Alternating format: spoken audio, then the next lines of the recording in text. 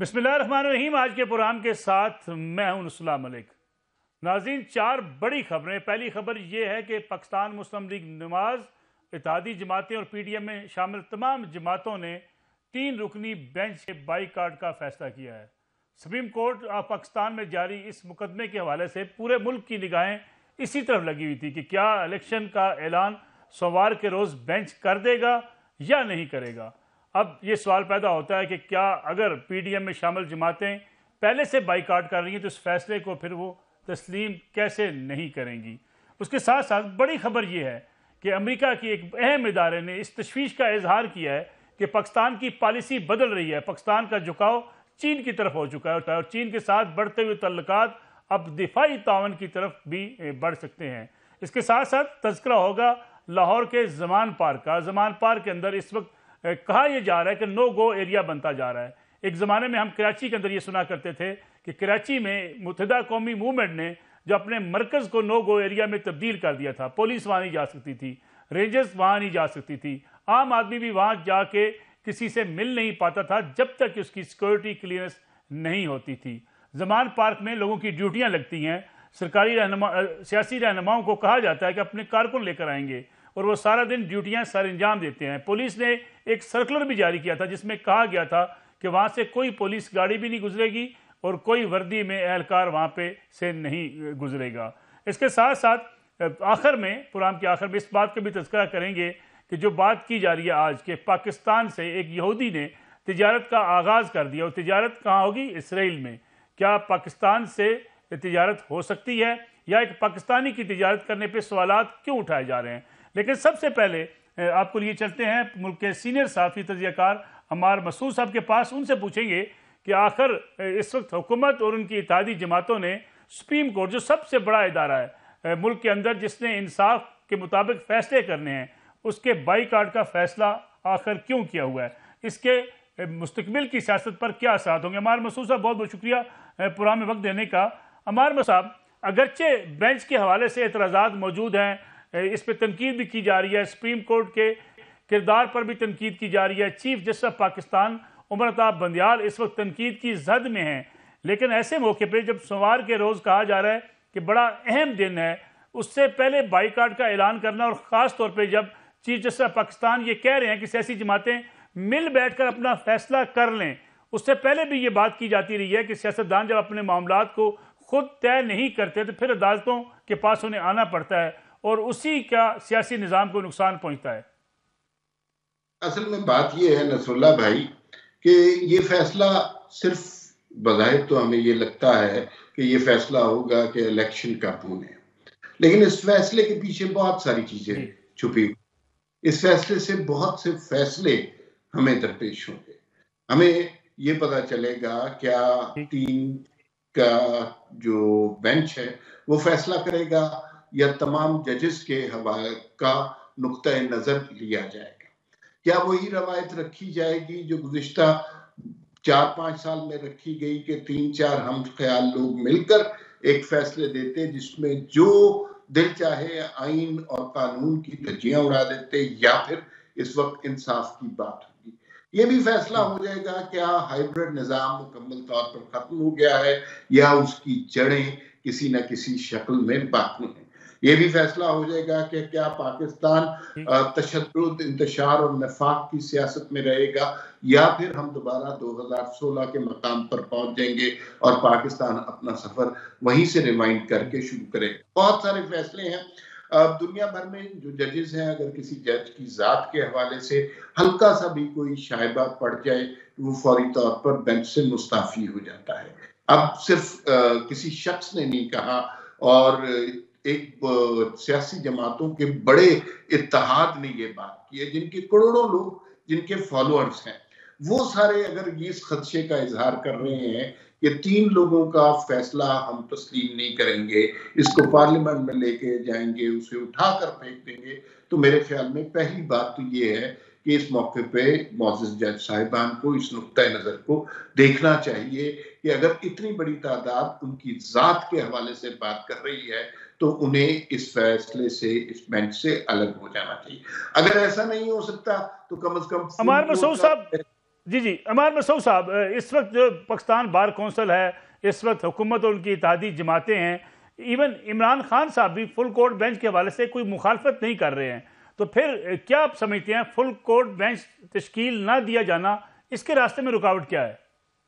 اس کے راستے میں وہی مائنڈ سیٹ رکاوٹ ہے جو پاناما کے کیسز میں آپ کو نظر آیا، جہاں پر اب دیکھیے نا، میری آپ نے دیکھی پچھلے دنوں مریم نواز صاحبہ سے بات ہوئی، انہوں نے کہا کہ ججز کا عوامی محاسبہ بہت ضروری ہو گیا ہے۔ اب آپ دیکھ رہے ہیں کہ جلسوں میں وہ ٹرکوں کے ماڈل دکھائے جا رہے ہیں، آپ سینئر صحافی ہیں، آپ کو عام آدمی کو شاید بات نہ سمجھ آئے، لیکن آپ کو اس بات کی ضروری سمجھ آ گئی ہوگی کہ یہ سارے معاملات کہاں ہیں، کس مقصد کے لیے ہیں، کہ کس ایجنڈے کے لیے ہیں، انصاف کے لیے کام ہو رہا ہے، تحریک انصاف کے لیے کام ہو رہا ہے، گزشتہ اسٹیبلشمنٹ کو خوش کرنے کی کوشش کی جا رہی ہے، کچھ ذاتی مفادات حاصل کرنے کی کوشش کی جا رہی ہے، بہت ساری چیزیں ہم نے ماضی میں دیکھی، لیکن اس وقت جو عجیب و غریب بات ہوئی ہے، جو ماضی میں کبھی بھی نہیں ہوئی، وہ یہ ہے کہ ہماری اس عدلیہ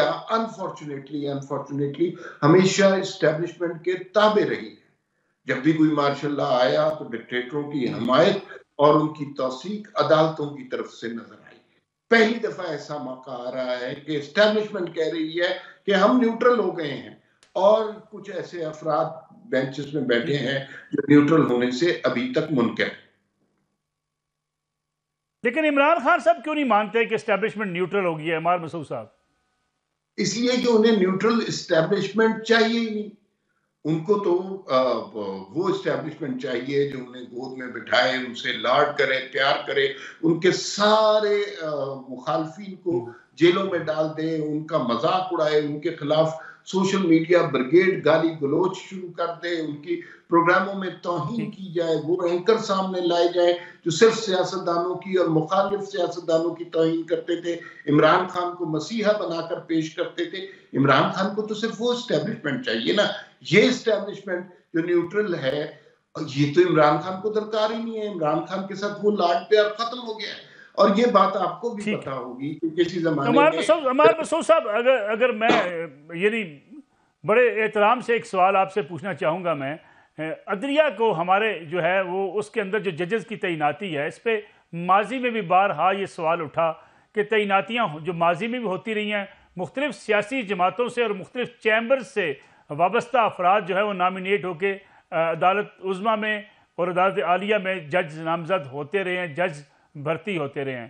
کیا یہ سابق حکومت ہو، آج کی حکومت ہو، کبھی اس بات کا ادراک نہیں ہمیں ہوا کہ جب سیاسی بھرتیاں ہوں گی تو پھر اختلافات بھی ہوں گے؟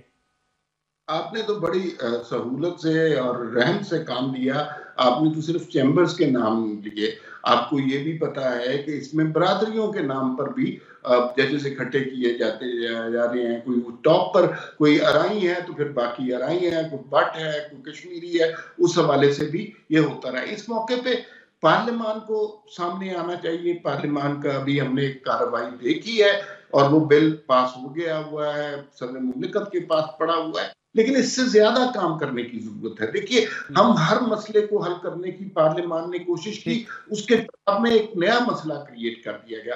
یہ ججز کی تعیناتی کے حوالے سے جو سینئر موسٹ والا ہے، یہ بھی پارلیمان نے طے کیا، لیکن اب اس کے اندر جو مسائل آ رہے ہیں وہ بھی آپ کے سامنے ہیں۔ تو اس موقع پہ پارلیمان سے، عوامی نمائندوں سے دوبارہ رجوع کرنا چاہیے اور اس صورتحال کو تبدیل کرنے کا اختیار صرف پارلیمان کے پاس ہے۔ وہ کوئی ایسا حل نکال سکتے ہیں اصلاحات کا کہ جو جس عذاب میں قوم آج ہے وہ مستقبل میں نہ ہو۔ عمار مسعود صاحب، آخری چیز آپ سے جاننا چاہیں گے، کیا اس وقت پی ڈی ایم کا بائیکاٹ کرنے کا فیصلہ درست ہے؟ اس کے کوئی اثرات ہوں گے، لیکن اگر جو ہے فیصلہ یہ آ جاتا ہے کہ الیکشن ہر حال میں کروانے ہیں تو پھر کیا جواز رہے گا؟ نصر اللہ صاحب، یہ میں اور آپ بہت اچھی طرح جانتے ہیں کہ فیصلہ جو بھی آئے الیکشن نہیں ہوں گے، اس لیے کہ الیکشن کمیشن جو ہے جس طرح کہہ چکا ہے، نہ ہمارے پاس وسائل ہیں، نہ ذرائع ہیں، نہ سیکیورٹی ہے، نہ فورسز ہیں، تو ہم کیسے الیکشن کرائیں؟ یہ لیکن اس سے ایک بہت بڑی آئینی رفٹ بہت زبردست کریٹ ہو جائے گی، اور اس کے دوران پاکستان میں کبھی بھی ایسا نہیں ہوا کہ صوبوں کے الیکشن علیحدہ ہو رہے ہوں، وفاق کے الیکشن علیحدہ ہو رہے ہیں، اور یہی عمران خان صاحب کی خواہش ہے. میرے خیال میں بائیک آؤٹ کر کے بہت اچھا کیا، اور پارلیمان میں لے جا کے اگر یہ پاناما کا کیس بھی پارلیمان میں لے کے جاتے تو آج بہت زیادہ بہتر سچویشن میں ہوتے. جب اس طرح کے ججز کے حوالے سے اس طرح کی باتیں ہمیں سننے میں آ رہی ہیں تو کیا کون ان کے فیصلوں پر اعتبار کر سکتا ہے؟ بہت بہت شکریہ عمار مسعود صاحب پروگرام میں وقت دینے کا. پروگرام میں ایک بریک کا وقت ہوا ہے، بریک سے واپس آئیں گے تو ہمارے ساتھ موجود ہوں گے سینئر صحافی و تجزیہ کار جناب احمد قریشی صاحب. ان سے پوچھیں گے کہ پاکستان اور چین کے بڑھتے ہوئے تعلقات آخر امریکہ کو پریشانی کس بات کی ہے. دوسرا، پاکستان سے کیا اسرائیل کے ساتھ تجارت شروع ہو گئی ہے، کیونکہ اب آوازیں اٹھ رہی ہیں، یہ کہا جا رہا ہے اور تنقید کی جا رہی ہے کہ پاکستان سے اسرائیل کے ساتھ تجارت کا آغاز ہو چکا ہے. اگرچہ خبریں کچھ اور کہتی ہیں کہ دبئی سے اگر کوئی کنٹریکٹ ہوتا ہے یا کوئی ڈیل ہوتی ہے اور پاکستانی شہری اگر اس تجارت میں ملوث ہوتا ہے تو پھر پاکستان اور اسرائیل کی تجارت کا شوشہ کیوں چھوڑا جا رہا ہے. اس پہ بات کریں گے ایک بریک کے بعد. پروگرام میں ایک بار پھر خوش آمدید. ہمارے ساتھ موجود ہیں ملک کے سینئر صحافی تجزیہ کار جناب احمد قریشی صاحب. احمد قریشی صاحب بہت بہت شکریہ پروگرام میں وقت دینے کا. احمد قریشی صاحب، ایک خبر اس وقت سب سے زیادہ سوشل میڈیا پر گردش کر رہی ہے. کہا جا رہا ہے کہ پاکستان نے کوئی تجارت شروع کر دی ہے اسرائیل کے ساتھ، کیونکہ دبئی سے ایک کمپنی کا اگر کنٹینر جاتا ہے اور وہ پاکستانی ایک یہودی ہے جس نے یہ بزنس شروع کیا ہے، اور اس حکومت پر بھی پاکستان تحریک انصاف تنقید کر رہی ہے کہ عمران خان صاحب کو تو کہا جاتا تھا، ان پر الزام لگتا تھا، لیکن موجودہ حکومت اسرائیل کے ساتھ تجارت کر رہی ہے.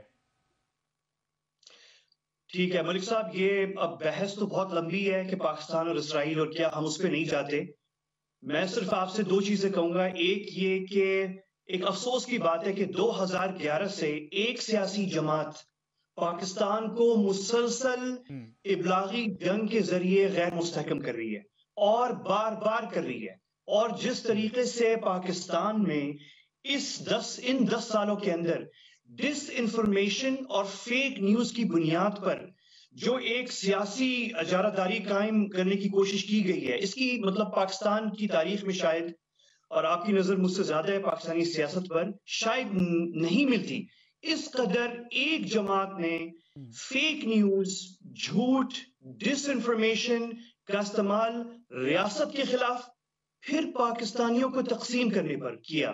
تو یہ میرے خیال میں جو آج آپ سوال جو ڈسکس یہ کر رہے ہیں، یہ اس کی بہترین مثال ہے کہ ایک نجی ڈیل جو کہ ایک پاکستانی تاجر، ایک یا ایک سے زائد تاجر ہیں وہ، اور کچھ اسرائیلی تاجر، متحدہ عرب امارات میں ایک ایگزیبیشن ہوتی ہے، ٹریڈ فیئر ہوتا ہے. اس ٹریڈ فیئر میں دنیا کے سارے تاجر ملتے ہیں، ان میں پاکستانی اسرائیلی تاجر بھی ہوتے ہیں. ان کو کوئی پاکستانی پروڈکٹ پسند آتے ہیں، اور پاکستانی تاجر جو ہیں وہ پروڈکٹ پاکستان سے اسرائیل پہنچاتے ہیں، متحدہ عرب امارات کے ذریعے، ترکی کے ذریعے، کسی اور ملک کے ذریعے، جیسے بھی وہ پہنچتا ہے. تو اب اس کی ویڈیو جو ہے وہ سوشل میڈیا پہ آ جاتی ہے کہ پاکستانی پروڈکٹ جو ہیں وہ یروشلم کی مارکیٹ میں یا تل ابیب کی مارکیٹ میں موجود ہیں اور نظر آ رہے ہیں. تو اس پر ایک سیاسی جماعت جو ہے، یہ بہت افسوس کی بات ہے، کیونکہ بیسکلی دیکھیں ملک صاحب، یہ ملک تو ہمارا ہے نا.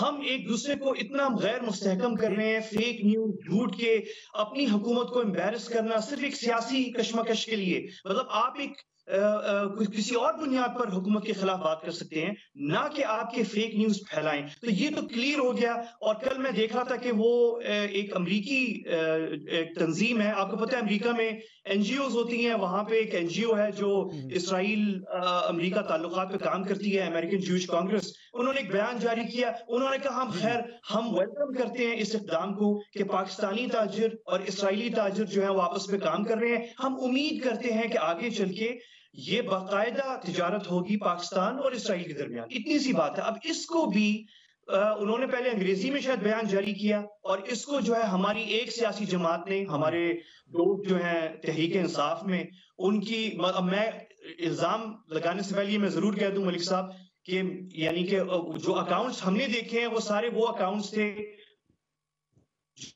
جو ہمارے دوسرے اکاؤنٹس فیور کرنے والے، پی ٹی آئی کی جھنڈی ہے اس کی ان کی ڈی پی میں یا عمران خان صاحب کی تصویریں ہیں، تو ہم تو یہی اس پہ میں تو یہی نتیجہ اخذ کروں گا کہ یہ سوشل میڈیا ٹیم جو ہے پاکستان تحریک انصاف کی وہ کری تھی. انہوں نے اس بیان کو لیا انگریزی میں، اور پہلا جھوٹ تو یہ پیش کیا گیا کہ یہ پاکستان نے اجازت دے دی ہے، جبکہ وہ تنظیم بھی جو امریکی تنظیم ہے، یہودی امریکی تنظیم، وہ یہ کہہ رہی ہے کہ یہ جو ہے وہ نجی تاجروں کا ڈیل ہے. پھر انہوں نے میرے خیال میں اردو میں بھی بیان جاری کیا اس تنظیم میں. میں نے تھوڑی سی اپنی انویسٹیگیشن کی ملک صاحب، تو مجھے پتا چلا کہ وہ تنظیم جو ہے وہ اس کے صدر جو ہے وہ مسٹر جیک روزن ہے. امریکی تاجر ہے، بہت معروف ہے، مینہٹن کے بلینئر ہیں، ٹرمپ کی طرح ان کی بھی ریل اسٹیٹ ڈیلز ہیں، اور وہ پاکستان سے ان کے پرانے تعلقات ہیں 2005 میں، اور وہ بڑے قریبی دوست ہیں صدر رجب طیب اردوغان صاحب کے. اور 2005 میں انہوں نے ہی پاکستان اور اسرائیل کی پہلی جو باضابطہ ملاقات ہوئی تھی ترک وزارت خارجہ میں 2005 میں، وہ انہی جیک روزن صاحب نے کرائی تھی. تو انہوں نے جو ہے انہوں نے تو جھوٹ نہیں بولا، انہوں نے کہا کہ یہ تاجروں کی ملاقات ہے، ہم اس کو خوش آمد وہ ویلکم کرتے ہیں، اور ہم امید رکھتے ہیں کہ آگے پاکستان اور اسرائیل تجارت کر سکیں گے. ہمارے ہاں جو ہے افسوس کی بات ہے، لیکن احمد کوئی سب سوال یہاں یہ پیدا ہوتا ہے کہ جو ایک جو ہے فیشل نامی جو ایک یہودی ہیں جو کراچی کے رہنے والے ہیں، ان کے بارے میں یہ کیوں تاثر پھیلایا جا رہا ہے کہ انہیں موجودہ حکومت نے اجازت دی ہے اسرائیل کے ساتھ تجارت کرنے کی، جبکہ آپ کو یاد ہوگا آپ نے ہمارے انٹرویو میں ہی کہا تھا کہ اس کو پاسپورٹ عمران خان صاحب کی حکومت نے جاری کیا تھا. پہلا پاسپورٹ جو جاری ہوا وہ عمران خان صاحب کی حکومت میں ہوا. میں آپ کو وہ کلپ بھی سنوا دوں جو آپ نے ہمارے پروگرام میں کہا تھا. اس میں ایک فیشل بن خلد تھے. فیشل بن خلد یہ پاکستانی یہودی ہیں، ان کا تعلق کراچی سے ہے. 75 سال میں عمران خان صاحب نے، سابق وزیر اعظم پاکستان نے 75 سال میں پہلا پاکستانی پاسپورٹ جاری کروایا جس پہ مذہب کے خانے میں یہودی لکھا ہوا ہے. کہ پاکستان تحریک انصاف کی حکومت نے پاکستان کی تاریخ کا پہلا پاسپورٹ جس میں مذہب کے خانے میں یہودی لکھا ہوا ہے وہ جاری. قریشی صاحب، آپ کا کہنا یہ تھا کہ 75 سالہ تاریخ میں اگر کوئی پہلا پاسپورٹ جاری ہوا کسی یہودی کو جس کے مذہب کے خانے میں یہودی لکھا ہوا ہے تو وہ عمران خان صاحب کی حکومت نے جاری کیا تھا. بالکل ایسا ہی ہے. اور میں دیکھ رہا تھا ملک صاحب کے کچھ لوگ جو ہیں اس کو ڈسکریڈٹ کرنے کی کوشش کر رہے تھے کہ یہ بات صحیح نہیں ہے. تو میں اس بات کو دہرا دوں کہ یہ فیکٹ ہے اور یہ ریکارڈ پر ہے، ریاست پاکستان، حکومت پاکستان کے ریکارڈز میں ہے کہ پہلا پاکستان کی تاریخ میں 75 ایئرز میں، 75 سالوں میں پہلا پاسپورٹ جو ہے جس پہ مذہب کے خانے میں یہودی لکھا ہوا کسی پاکستانی شہری کے لیے، وہ عمران خان صاحب کی حکومت میں جاری ہوا. ظاہر ہے وہ اب انہیں اتنا امبیرس تو نہیں ہونا چاہیے، اچھی بات ہے، یہ مذہبی رواداری کی بات ہے. تو اب یہ چیز جو ہے جب جاری ہوا یہ، تو اس کی جو پروسیس ہے وہ کئی سالوں سے چل رہا تھا، مطلب کئی سالوں سے یہ پروسیس جو ہے وہ شروع ہو گیا تھا. لیکن یہ جو ہے سٹارٹ جو ہے جو جاری ہوا پاسپورٹ یہ، وہ عمران خان صاحب کے دور میں ہوا. اور باقاعدہ میری جو انفارمیشن ہے، اور میری انفارمیشن ڈائریکٹ سورسز سے ہے، میں نے خود اس پہ انویسٹیگیٹ چھوٹی سی تحقیق کی تھی، تو مجھے پتا چلا کہ باقاعدہ پی ایم ہاؤس عمران خان صاحب کے دور میں اس کیس کو پرسو کر رہے تھے. باقاعدہ وہ رابطے میں تھے وزارت داخلہ سے، منسٹری آف فارن افیئرس سے، اور باقاعدہ اس کو فالو اپ کیا گیا. اور پھر باقاعدہ باضابطہ ٹیلی فون کالز بھی گئی ہیں جہاں تک میری اطلاعات ہے فیشل بن خلد صاحب کو، کہ آپ کا یہ جو ہے پروسیس مکمل ہو چکا ہے، آپ کو پاسپورٹ بھی جاری ہو رہا ہے، اور آپ اپنے مقدس مقامات پہ عبادت کرنے کے لیے جا سکتے ہیں، سفر کر سکتے ہیں. تو یہ تمام یہ فیکٹس ہیں. اب وہ ہمارے کچھ دوست ہیں پاکستان تحریک انصاف میں جو کہتے ہیں نہیں یہ تو کام اس سے پہلے کی حکومت میں شروع ہوا تھا، یا اس سے پہلے، مطلب وہ کوشش کر رہے ہیں کہ یہ اس بات کو ڈالیں کس کے اوپر، جو پہلے حکومت نون لیگ کی تھی، اس سے پہلے حکومت پاکستان پیپلز پارٹی کی تھی، تو ان پہ ڈالا جائے. میں آپ کو یہ کلیئر کر دوں کہ یہ پروسیس جو ہے، ظاہر ہے وہ ایک کیس تھی، اس میں پاسپورٹ جاری ہونا تھا، پہلی دفعہ ہو رہا تھا، یہ پروسیس کئی سالوں سے چل رہا تھا یہ، لیکن وہ آگے نہیں بڑھا. اس کو جو آگے بڑھایا اور اختتام پذیر کروایا اور کنکلوژن پہ لے کر آئے، وہ عمران خان صاحب کی حکومت تھی، اور پی ایم ہاؤس تھا پرائم منسٹر عمران خان صاحب کا، جنہوں نے یہ کنکلوڈ کیا اور یہ پاسپورٹ جاری کروایا. میرے مجھ سے آپ نے پوچھا تو نہیں ہے، لیکن ویسے میں کہہ دوں اچھی بات ہے، یہ مذہبی رواداری، ایک پاکستان ایک اچھا ہم نے سگنل دیا انٹرنیشنلی. مجھے حیرانگی لیکن قریشی صاحب یہ کیوں تاثر پیدا کیا جا رہا ہے؟ لیکن کشی صاحب یہ تاثر کیوں پیدا کیا جا رہا ہے کہ شاید موجودہ حکومت نے جو شہباز شریف صاحب کی حکومت ہے اس نے اسرائیل کے ساتھ تجارت شروع کر دی ہے؟ پی ٹی آئی تو یہ بیانیہ بنا رہی ہے. یہ تو غلط بیانی ہے، یہ تو مکمل واضح مطلب ڈس انفارمیشن ہے. مجھے کوئی کسی حکومت کی سائیڈ لینے کی ضرورت نہیں ہے. مجھے تو تشویش اس بات کی ہے کہ آپ اپنے ملک کی حکومت کو غیر مستحکم کر رہے ہیں، فضول سائیڈ ایشوز میں جو ہے الجھا رہے ہیں حکومت کو، صرف اس لیے کہ آپ نے اپنا ایک سیاسی ایجنڈا جو ہے وہ آگے بڑھانا ہے. تو یہ تو واضح ہے کہ شہباز شریف صاحب کی حکومت نے ایسی کوئی اجازت دی نہیں. ذاتی طور پہ آپ نے مجھ سے نہیں پوچھا، اگر پوچھیں گے میں کہوں گا کہ اچھی بات ہے اگر کوئی حکومت اجازت دے، لیکن انفارچونیٹلی میرے لیے انفارچونیٹلی میں تو اس کا حامی ہوں کہ ہمیں دنیا کی ساری ممالک سے تجارت کرنی چاہیے. لیکن یہ فیکٹ ہے کہ شہباز شریف صاحب کی حکومت نے اجازت نہیں دی، نہ ہی اس پہ کوئی بحث ہوئی ہے، نہ ہی میری معلومات کے مطابق یہ حکومت پاکستان شہباز شریف صاحب کی حکومت کی یہ کوئی پرائیورٹی ہے. پاکستان کی اس وقت جو ہے بہت اہم پرائیورٹیز کچھ اور ہیں. ہم اپنی خارجہ پالیسی ریپیئر کر رہے ہیں، ہمارے ایک سیریس اکنامک کرائسس ہے جو ایک بڑی ذمہ داری کے ساتھ ریاست پاکستان اور حکومت پاکستان جو ہے اس معاملے کو اس وقت اس سے نمٹنے کی کوشش کر رہی ہے، اور بالکل صحیح کر رہی ہے. یہی ہماری اس وقت فوکس ہونا چاہیے. تو میں بڑا حیران ہوں اس بات کے اوپر کہ اس وقت الجھانے کی کوشش جو حکومت پاکستان کو، ریاست کو الجھانے کی کوشش جو یہ کی جا رہی ہے، اور ایک غلط بیانیہ بنا کے، مطلب میں تو پریشان ہوں. یہ بیانیہ کوئی دشمن ملک بنائے، بھارتی ہمارے انڈیا میں بڑے دوست بیٹھے ہوئے ہیں، وہ تو کوشاں رہتے ہیں اس طرح کا بیانیہ بنانے کے لیے، وہ بنائیں. تو کوئی اور نہیں بنا رہا، اور یہ بیانیہ ہمارے ملک کے اندر سے بنایا جا رہا ہے. تو یہ تو سراسر جھوٹ بات ہے، یہ تو کلیئر ہے، اور یہ تو واضح ہو گئی ہے کہ یہ نجی ڈیل تھی. یہ تو خود جنہوں نے اعلان کیا ہے اس کے بارے میں، فیصل بن خلد صاحب کا جو اپنا ٹویٹر ہینڈل ہے، اور وہ جو امریکی یہودی تنظیم ہے، اسرائیلی نہیں ہے وہ، امریکی یہودی، انہوں نے بھی جو ٹویٹ کیا ہے اس میں واضح ہے کہ یہ ایک نجی پرائیویٹ ڈیل ہے. ہم اس کو ویلکم کرتے ہیں، ہم امید کرتے ہیں کہ کبھی مستقبل میں پاکستان اسرائیل تجارت کریں. ابھی میری اطلاعات کے مطابق حکومت پاکستان کا اس میں کہیں انٹرسٹ نظر نہیں آتا، نہ ہی کوئی اجازت، تو بہت دور کی بات. ٹھیک ہے احمد کشی صاحب، اگر ہم پاکستان تحریک انصاف کے بیانیے کی بات کریں، ان کا بیانیہ یہ تھا کہ امریکی مداخلت کے بعد ان کی حکومت ختم کی گئی، رجیم چینج کی گئی، اور امریکہ نے پاکستان تحریک انصاف کی حکومت ختم کی. لیکن ایک تازہ ترین رپورٹ میرے سامنے پڑی ہے U S institute of peace کی، جس میں بڑی تشویش کا اظہار کیا گیا کہ موجودہ حکومت کے تعلقات چین کی طرف، ٹلٹ چین کی طرف چلا گیا ہے، جس کے بعد یہ دفاعی جو ہے معاہدے میں بھی تبدیل ہو سکتا ہے، دفاعی تعلقات میں بھی چین اور پاکستان جو ہے وہ انگیج ہو سکتے ہیں. امریکہ تشویش کا اظہار کر رہا ہے. عمران خان صاحب کہہ رہے ہیں کہ امریکہ نے عمران خان صاحب کی حکومت کو ختم کر کے پی ڈی ایم کی حکومت کو لانے میں کردار ادا کیا. بڑی حیران، بہت خوبصورت بات، یہ حیران کن بات ہے کہ عمران خان صاحب جو ہے اور تحریک انصاف کہتے ہیں کہ ہم یہ حکومت جو ہے یہ امریکہ لے کر آئی ہے، اور یہی حکومت جو ہے امریکہ کا سمٹ آف ڈیموکریسی میں شرکت سے معذرت کرتی ہے. تو مطلب اب یہ اس سے مطلب یہ تو ملک صاحب آپ کو بھی پتہ ہے اور مجھے بھی معلوم ہے کہ اس طرح کے بہت ساری باتیں ہیں ہمارے سامنے جس سے ثابت ہوتا ہے کہ پاکستان اپنی مفاد کی بنیاد پر سٹینڈ لیتا ہے. اور شہباز شریف صاحب کی حکومت نے اپریل 2022 سے لے کر اب تک جو ہے سٹینڈ لیے ہیں بہت ساری ایشوز پہ جو پاکستان کے مفاد پہ تھے. امریکہ نے ہم سے کئی دفعہ درخواست کی تھی کہ یوکرین کے معاملے کے اوپر جو اقوام متحدہ میں ووٹ ہوئے ہیں، جنرل اسمبلی کے اندر بھی، سیکیورٹی کونسل میں بھی، اس میں پاکستان جو ہے وہ یوکرین کے حق میں ووٹ دے. شہباز شریف صاحب کی حکومت نے جو ہے وہ یوکرین کے حق میں اس طرح سے ووٹ نہیں دیا، ایبسینٹ ہوئے یا شرکت نہیں کی. تو وہ سارا بیانیہ جو عمران خان صاحب بناتے آ رہے ہیں وہ صرف ٹویٹر اور فیس بک کے حد تک ہی ہے، اور حقیقت کے اندر اس کی کوئی وہ نہیں ہے.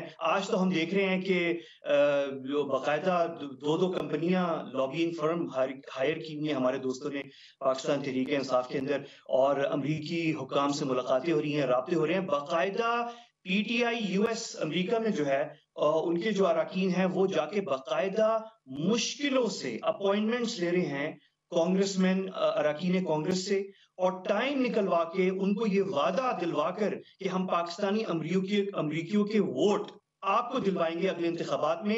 آپ ہمارے ساتھ ایک ملاقات کر کے ایک ویڈیو بنوا دیں جس میں تشویش کا اظہار کر دیں کہ پاکستان میں پکڑ دھکڑ ہو رہی ہے ہمارے کارکنوں کی، پاکستان تحریک انصاف کی. تو یعنی اتنی جو ہے وہ شدت سے امریکی مداخلت کو دعوت دی جا رہی ہے جس طریقے سے پاکستان تحریک انصاف کے ہمارے دوست کر رہے ہیں، میرے خیال میں اس کی پاکستان میں مثال نہیں ملتی. اور ایک اور بات میں آپ کو بتا دوں کہ 2015 کے اندر ہمارے جو ایم کیو ایم میں دوست ہیں اور ایم کیو ایم کے اوپر اور 9-0 پہ اور ایم کیو ایم جو لندن ہے ان کے جو ہیڈ ہیں ان کے اوپر جو پہاڑ ٹوٹے تھے، کس بات پر؟ اس بات پر کہ ایم کیو ایم لندن نے اس وقت باقاعدہ ایک ڈوسیے تیار کیا تھا اور اسے اقوام متحدہ اور دنیا کی کئی مختلف حکومتوں کو سبمٹ کیا تھا، حکومت پاکستان، ریاست پاکستان کے خلاف، کہ یہ مظالم جو ہے پاکستانی ریاست اور حکومت پاکستانی شہریوں پہ، ہمارے اراکین پہ کر رہی ہے. اور وہ بڑا سوفسٹیکیٹڈ ڈاکیومنٹ تیار کیا گیا تھا پاکستان کے خلاف کہ پاکستان پہ پابندیاں لگائی جائیں.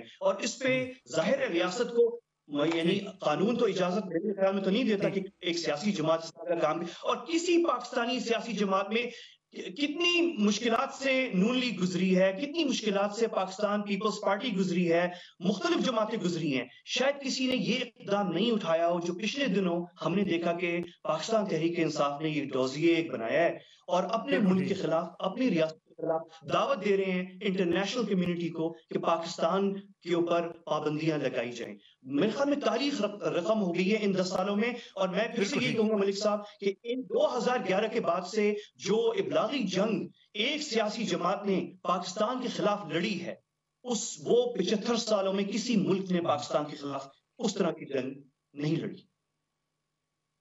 نہیں.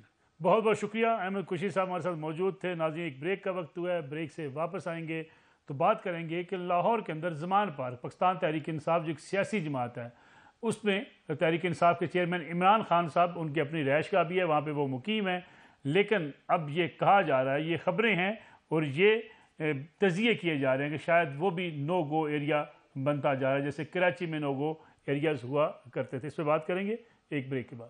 پروگرام میں ایک بار پھر خوش آمدید. فواد احمد صاحب سینئر اینکر پرسن ہمارے ساتھ موجود ہیں. فواد صاحب بہت بہت شکریہ پروگرام میں وقت دینے کا. فواد صاحب یہ بتائیے گا کہ زمان پارک کے حوالے سے بھی اب یہ اس قسم کی صورتحال بنتی جا رہی ہے. لاہور میں عمران خان صاحب اپنے گھر کے اندر مقیم ہیں، پورے گھر کے باہر اس وقت کارکنوں کی تعداد جمع ہے، کیمپس لگا دیے گئے ہیں، وہاں کارکن اپنی اپنی ڈیوٹیاں دیتے ہیں، کسی کو وہاں سے گزرنے کی، اندر جانے کی اجازت نہیں ہے. اور گمان کیا جا رہا ہے، ان کے مخالفین یہ بات کہہ رہے ہیں کہ جیسے کراچی کے اندر ہم نے نو گو ایریاز دیکھے ایک سیاسی جماعت کی طرف سے، اب ایک اور سیاسی جماعت پنجاب کے اندر ایک ایسا ہی نو گو ایریا بنا رہی ہے جہاں پولیس نہیں جا سکتی. اگر پولیس جاتی ہے تو ان کو لاٹھیوں کے ساتھ مارا جاتا ہے. اور پولیس والوں سے بھی یہ کہا گیا ہے کہ اس روڈ سے گزرتے ہوئے احتیاط کریں، وردی پہن کر نہ گزریں، گاڑی میں نہ گزریں.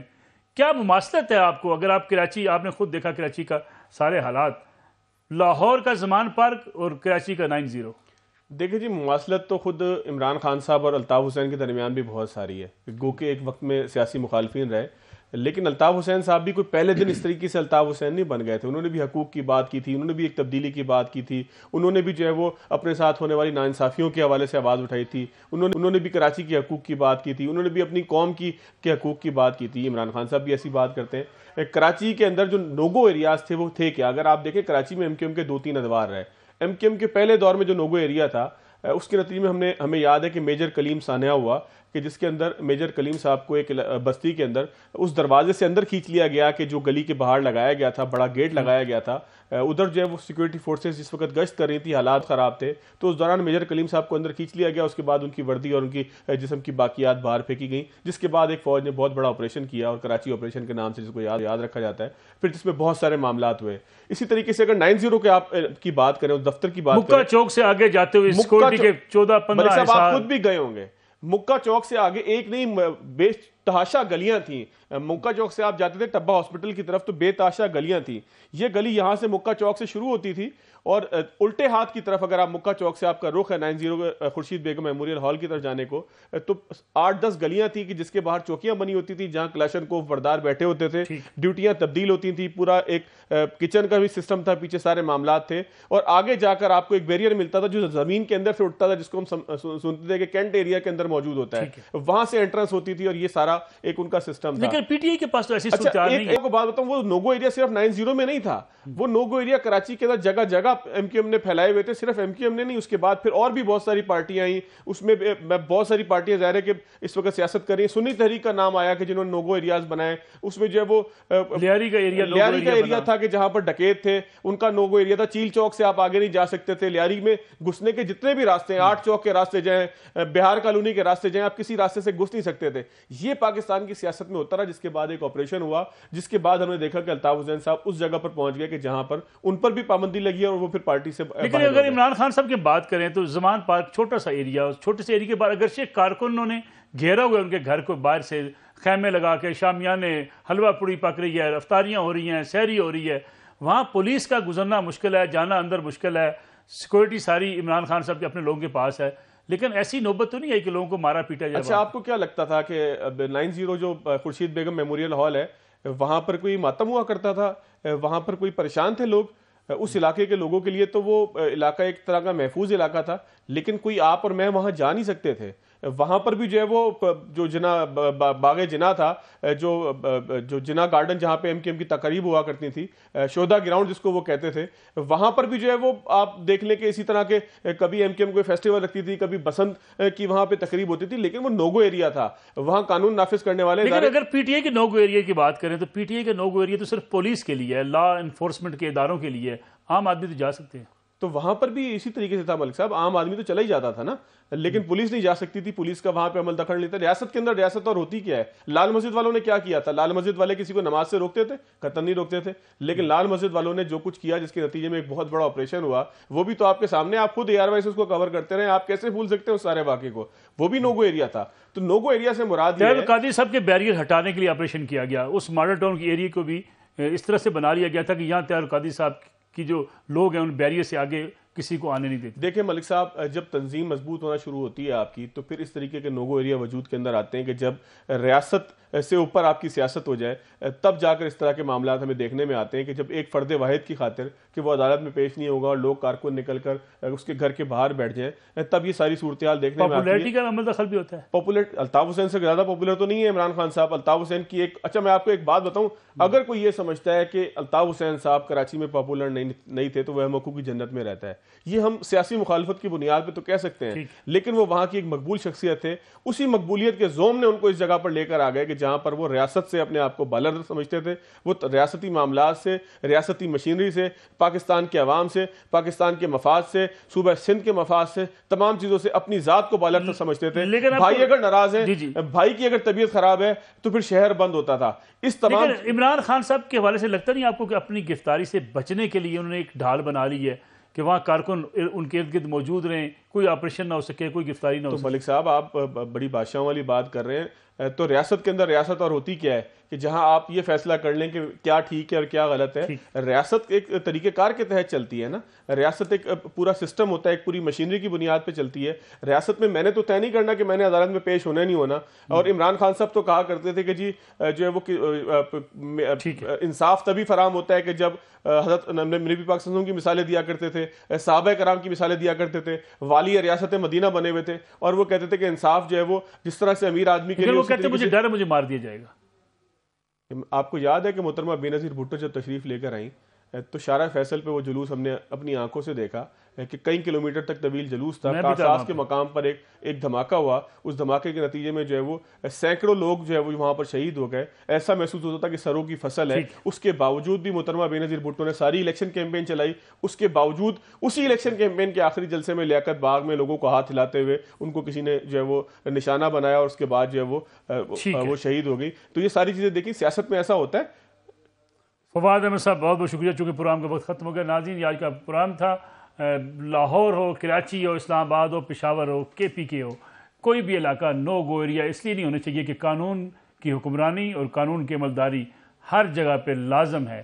کوئی شخص یہ نہیں کہہ سکتا کہ اگر اسے پولیس پکڑنے آئے یا پولیس اس کے اوپر کوئی ایسا جرم ہو اس کے لیے اس کی گرفتاری ضروری ہو تو اس کو روکنا بھی ریاست کو للکارنے کے مترادف ہے اور قانون توڑنے کے مترادف ہے. انشاءاللہ کل آپ کی خدمت میں دوبارہ حاضر ہوں گے. اجازت دیجیے, اللہ حافظ.